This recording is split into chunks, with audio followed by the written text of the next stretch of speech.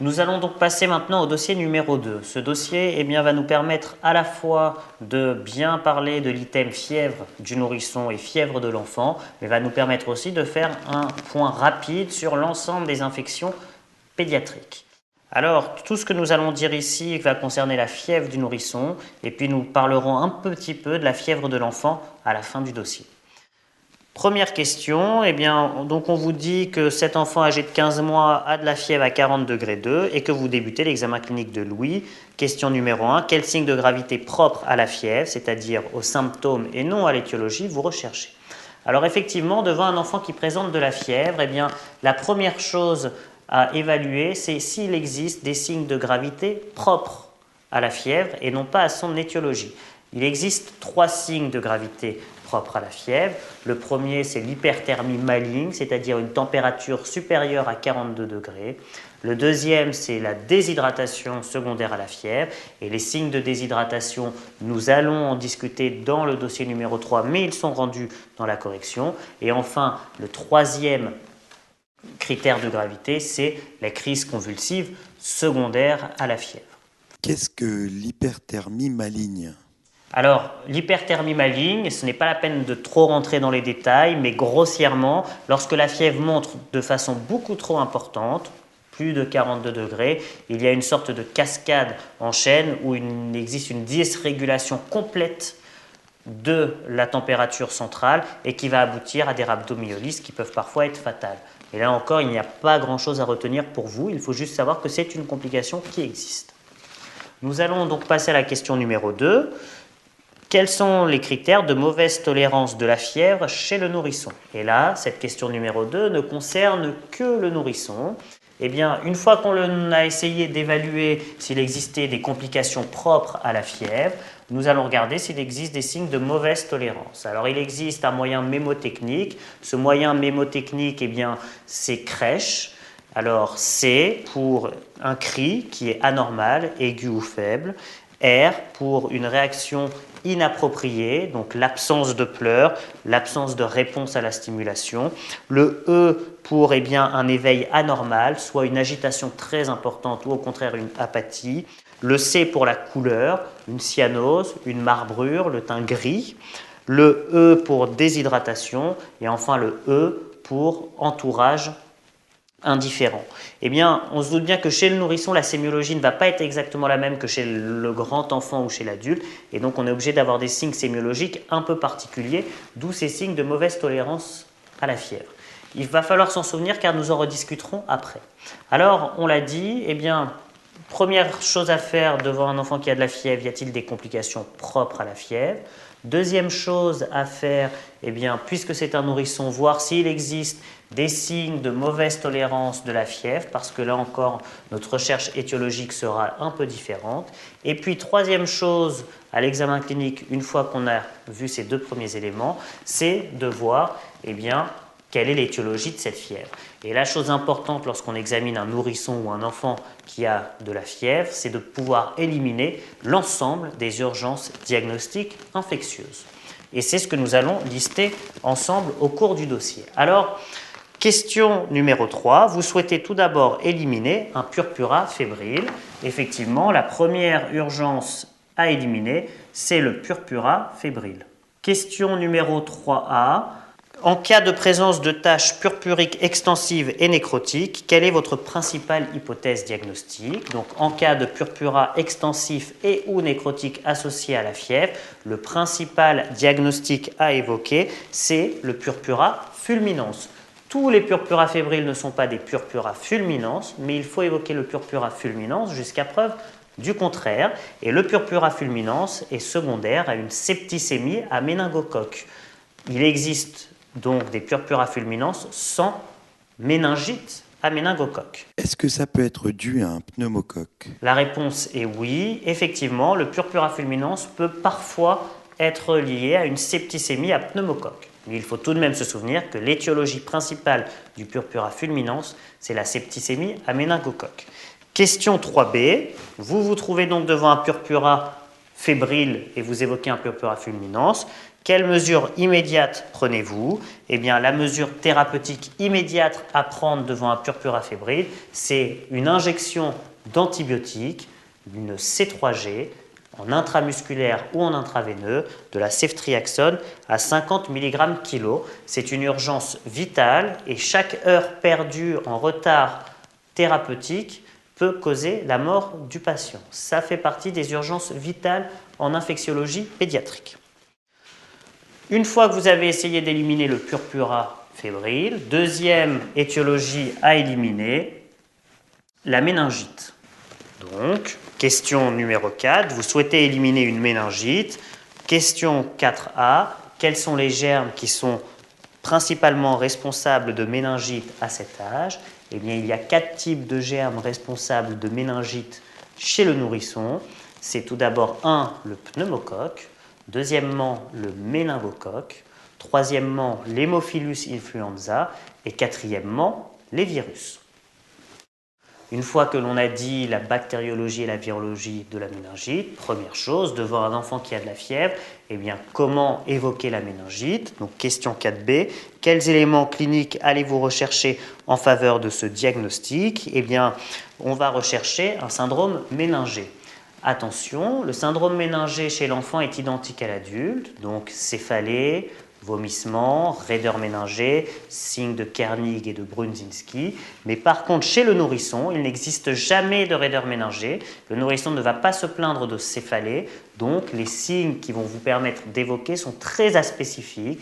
Et le syndrome méningé du nourrisson est constitué de convulsions, de troubles du comportement avec un cri plutôt plaintif, une inconsolabilité, une irritabilité, la présence de gênements, une hypotonie axiale et des troubles digestifs. Donc là encore, des signes très aspécifiques. Et comme on dit en pédiatrie, lorsque l'on évoque la méningite, il faut absolument faire une ponction lombaire, même si ces signes-là ne sont pas spécifiques.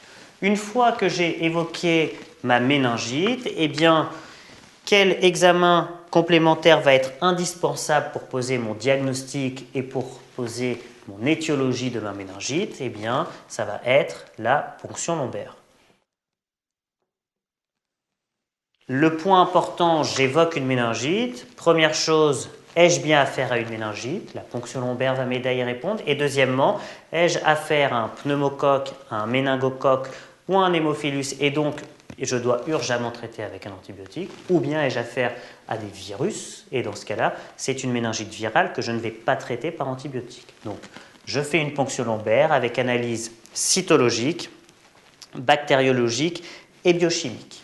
Mon analyse cytologique va me permettre de poser le diagnostic de méningite, puisque la méningite va être définie par la présence de plus de 10 éléments par millimètre cube dans mon liquide céphalorachidien. Puis, mon étude cytologique, biochimique et bactériologique va me permettre de m'orienter vers l'étiologie de ma méningite, soit plutôt vers une origine bactérienne. Dans ce cas-là, j'aurai affaire à une méningite purulente avec présence de polynucléaires neutrophiles altérés, une protéinorachie augmentée, une glycorachie abaissée et un examen direct positif, ou bien une méningite virale avec, au contraire, une glycorachie normale, une protéinorachie plutôt normale, pas de polynucléaires neutrophiles et un examen direct négatif. Donc on l'a dit, j'évoque ma méningite sur un syndrome méningé très inspécifique, je fais une ponction lombaire directement pour avoir mon diagnostic positif et étiologique. Cependant, ne pas oublier qu'il existe 2 contre-indications formelles à la PL, c'est la question numéro 4D. Quelles sont les contre-indications à la réalisation de cet examen? Eh bien, les contre-indications sont 1.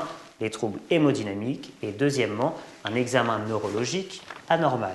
Pourquoi? Tout d'abord, les troubles hémodynamiques. J'ai un patient qui présente de la fièvre, qui présente un syndrome méningé, mais qui présente aussi des troubles hémodynamiques. Mon patient a peut-être une méningite, mais il est surtout en train d'avoir un choc septique. Mon urgence, c'est de tout faire pour qu'il ne meure pas, et donc de 1, le remplir, 2, faire une injection d'antibiotiques. Une fois que j'ai réussi à stabiliser la situation hémodynamique, je peux faire ma ponction lombaire.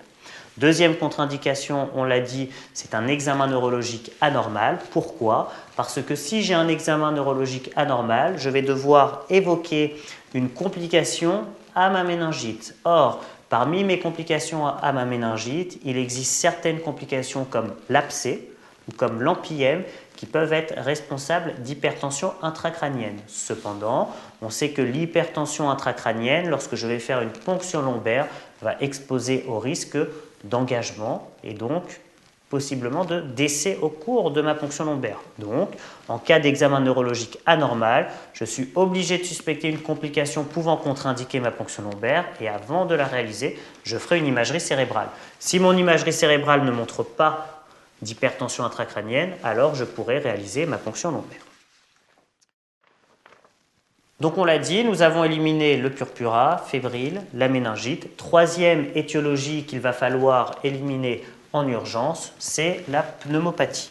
Alors, question numéro 5A, quels sont les germes qui vont être responsables de pneumopathie à cet âge-là? Eh bien, chez les enfants qui ont moins de 3 ans, les pneumopathies vont être dues à 2 germes, soit le pneumocoque, soit les virus. Si mon enfant avait plus de 3 ans, mais ce n'est pas le cas dans le dossier, mais nous pouvons en dire un mot, dans ce cas-là, il faut évoquer le pneumocoque, les virus, mais aussi Mycoplasme pneumoniae. Question numéro 5B. Quels éléments cliniques allez-vous rechercher en faveur de ce diagnostic? Eh bien, les éléments cliniques à rechercher en faveur d'une pneumopathie, ça va être des signes respiratoires. Donc, tout d'abord, devant cette fièvre, des signes fonctionnels respiratoires, une dyspnée, une toux, et des signes physiques respiratoires, une polypnée, associée plus ou moins à des signes de lutte et surtout à l'auscultation, à la présence d'un foyer auscultatoire. Question numéro 5C. Quel examen complémentaire est indispensable pour pouvoir poser le diagnostic? Eh bien, si je suspecte une pneumopathie, je vais faire comme examen complémentaire une radiographie de thorax. Et question numéro 5D, en cas de positivité, c'est-à-dire en cas de présence d'un foyer effectivement radiologique, quel va être mon traitement étiologique? Eh bien, on l'a dit, avant l'âge de 3 ans, une pneumopathie va être due soit au pneumocoque, soit au virus. Il n'existe aucun moyen clinique, biologique et ou radiologique qui va me permettre de savoir de façon pathognomonique si ma pneumopathie est à pneumocoque ou est virale. Donc je vais être obligé de partir du principe que ma pneumopathie est une pneumopathie à pneumocoque et donc je vais faire un traitement antibiotique probabiliste actif sur le pneumocoque, c'est-à-dire de l'amoxicilline pour une durée de 10 jours. Petite chose en plus, si l'enfant n'est pas vacciné contre l'Haemophilus influenza, parmi les étiologies bactériennes à évoquer chez le pneumocoque, il faudra rajouter l'hémophilus. Il faut savoir que tous les enfants sont vaccinés contre l'hémophilus. Donc soit dans le dossier, l'enfant n'est pas vacciné contre l'hémophilus et c'est une pneumopathie à hémophilus, soit il est vacciné, il ne faut pas l'évoquer. Pourquoi ce point est important? Parce que si on évoque une pneumopathie à hémophilus, cette fois le traitement probabiliste par amoxicilline ne couvrira pas l'hémophilus et il faudra rajouter de l'augmentin. Donc, nous avons éliminé le purpura fébrile, la méningite, la pneumopathie. Quatrième urgence diagnostique à éliminer devant la fièvre, c'est la pyélonéphrite ou l'infection urinaire. Donc, infection urinaire. Question numéro 6A. Donc, vous souhaitez éliminer une pyélonéphrite. Première question. Quels sont les germes responsables de pyélonéphrite à cet âge? Eh bien, les germes qui sont responsables de pyélonéphrite à cet âge, c'est à peu près comme chez l'adulte, c'est-à-dire que majoritairement, eh bien, ce sont l'Escherichia coli, puis nous trouvons Proteus mirabilis, Klebsiella pneumoniae et enfin les entérocoques. Comment vais-je faire mon diagnostic de pyélonéphrite? Eh bien, question numéro B, quelles sont les indications de la bandelette urinaire chez le nourrisson fébrile? effectivement, pour faire mon diagnostic d'infection urinaire, je vais devoir réaliser une bandelette urinaire. Les indications devant de la fièvre, elles sont très précises. Premièrement, s'il existe des antécédents d'infection urinaire ou de malformation urinaire, si mon patient a de la fièvre, je vais lui faire une bandelette urinaire car je suis obligé de suspecter une pyélonéphrite. Deuxièmement, si j'ai affaire à une fièvre qui est mal tolérée, c'est-à-dire qui présente un de ces critères-là, alors je vais devoir évoquer devant ma fièvre une infection urinaire et je vais donc faire une bandelette urinaire.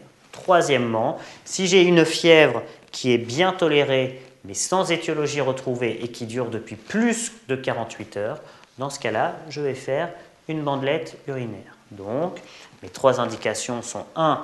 Antécédent d'infection urinaire ou de malformation. Deuxièmement, une fièvre qui est mal tolérée, donc c'est une fièvre qui présente un des signes de la question numéro 2. Et troisièmement, une fièvre bien tolérée, sans étiologie retrouvée, qui dure plus de 48 heures. On parle de fièvre nue depuis plus de 48 heures. Je dois évoquer une infection urinaire jusqu'à preuve du contraire. Une question sur Internet. Quelles sont les indications de l'ECBU? Alors tout à fait. Ici, je n'ai parlé que de la bandelette urinaire.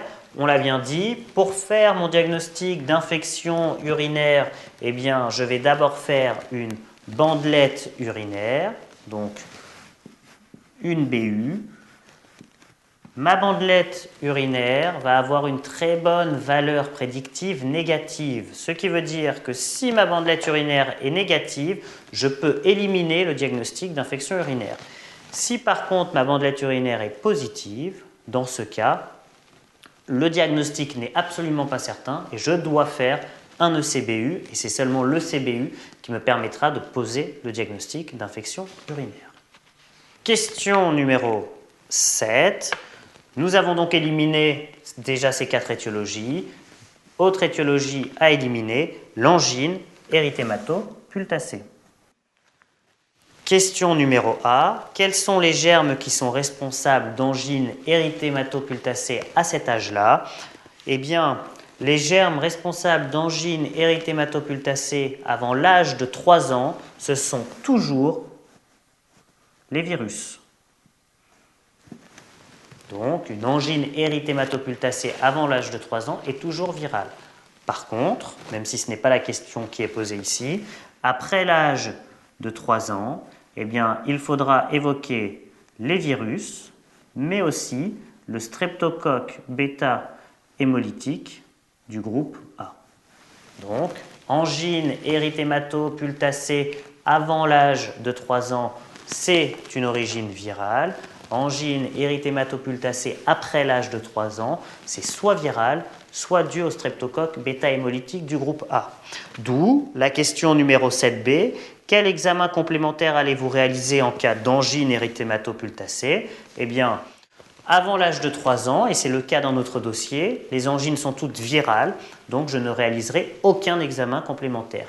Par contre, si mon enfant avait plus que 3 ans, dans ce cas-là, je suis obligé d'évoquer les virus, mais aussi le streptocoque bêta-hémolytique du groupe A. Et dans ce cas-là, je ferai un streptotest pour pouvoir éliminer ou affirmer le diagnostic d'angine à streptocoque et donc mettre un traitement par amoxicilline.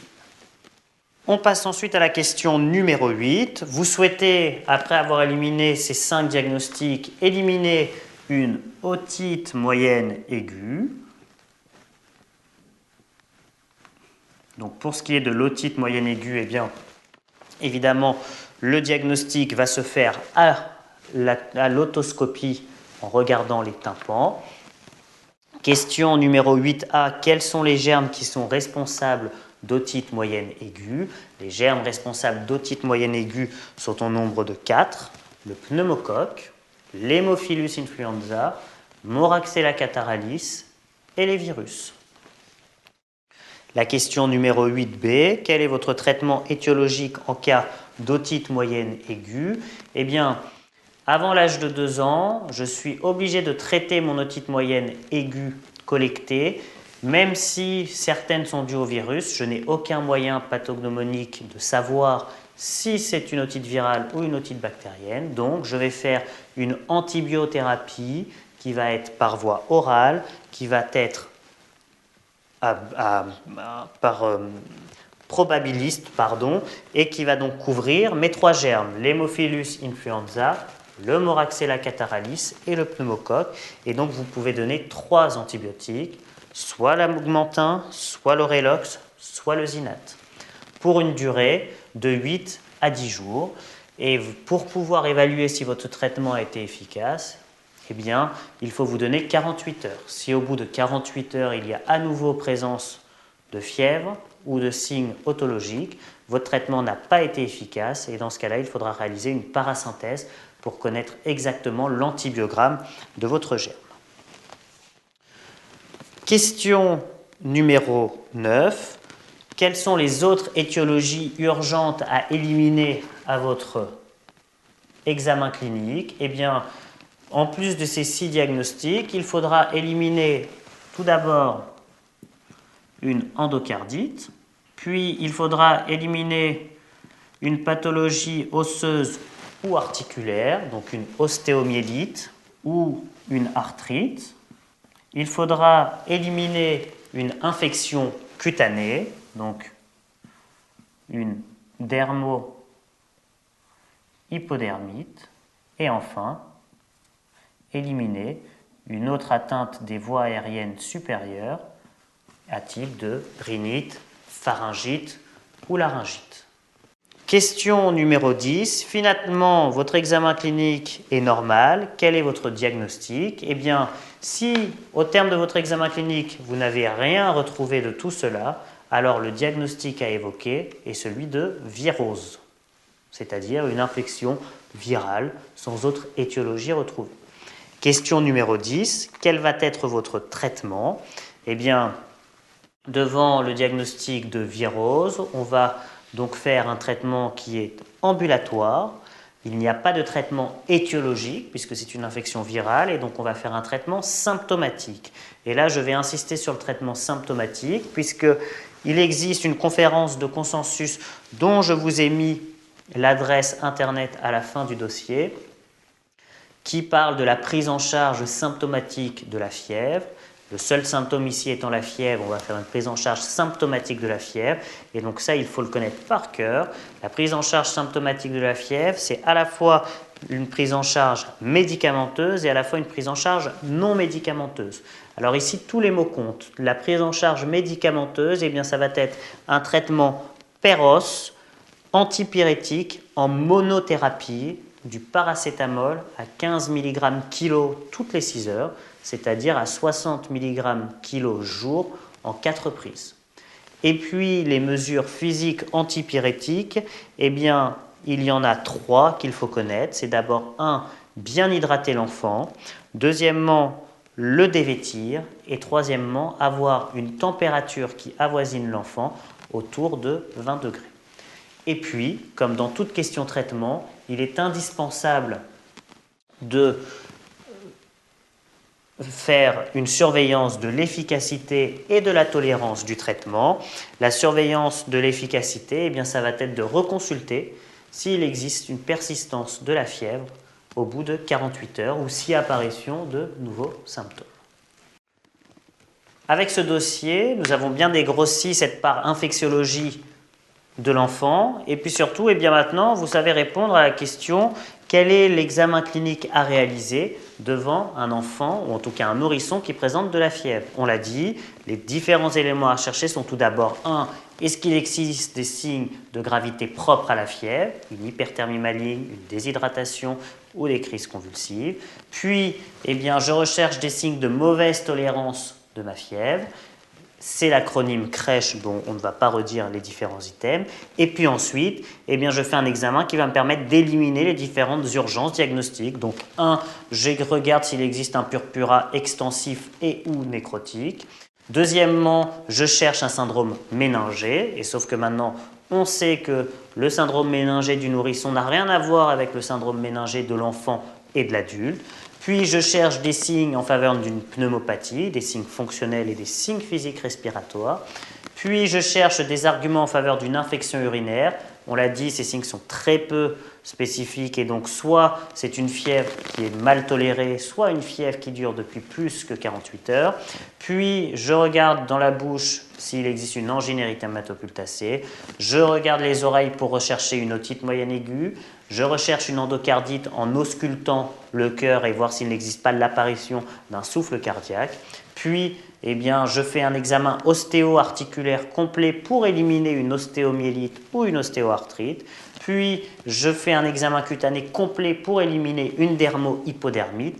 Et enfin, je regarde s'il n'existe pas une rhinite et ou une pharyngite. Si tout ça est négatif, dans ce cas-là, je ne fais pas d'examen complémentaire et mon traitement est strictement symptomatique. Vous savez donc maintenant répondre à la question examen clinique devant la fièvre d'un nourrisson.